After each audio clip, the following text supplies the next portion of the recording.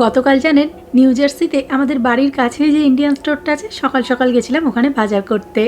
তো এসে ফ্রেশ হয়ে জিনিসপত্রগুলো ঢোকানোর আগে ভাবলাম আপনাদের সাথে একটু শেয়ার করি যে কী কী কিনেছি।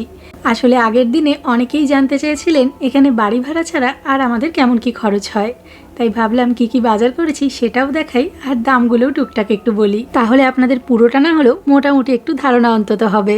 এই যে দেখুন না, তেমন কিছুই নয়, এক আঁটি ধনেপাতা, একটা করলা, একটা পাঁপড়ের প্যাকেট আর এই বিটরুট কাবাবটা আর কয়েকটা জিনিসপত্র। এই বিটরুট কাবাবটা কিন্তু আমার খুব পছন্দের, জানেন, একদম আমাদের ওখানকার ভেজিটেবিল চপের মতো, শুধু ওপরের কোটিংটা থাকে না।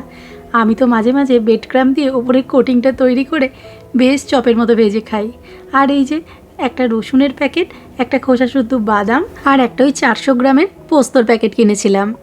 ও অবশ্য দোকানে বাজার করতে করতে আমরা একটা দুধ চা আর ভেজিটেবল সিঙ্গারাও কিনে খেয়েছিলাম দুটো। তো এই হচ্ছে আজকে আমাদের বাজার, আর এটা কিনতে খরচা হয়েছে ওই $33 মতো। তো আমি ইন্ডিয়ার কারেন্সিতে কনভার্ট করে বলছি না, কারণ হচ্ছে অনেকের আপত্তি থাকে যে দুটো দেশের ইকোনমি আলাদা, আয় ব্যয় আলাদা, আপনি কেন ইন্ডিয়ান কারেন্সিতে ওখানকার দামগুলো বলছেন। সত্যিই তাই, দুটো দেশের ইকোনমি আলাদা, আয় ব্যয়ও তার সাথে পাল্লা দিয়ে আলাদা দুটো দেশেই, তো তুলনা করার কোনো মানে হয় না। আসলে আমাদের এক্সটেন্ডেড ফ্যামিলির অনেক সদস্য যারা দেখেন আমাদের ভিডিও তারা ইন্ডিয়ায় থাকেন, তো তাদের সুবিধের জন্যই আমি অনেক সময় কনভার্ট করে বলে দিই দামটা।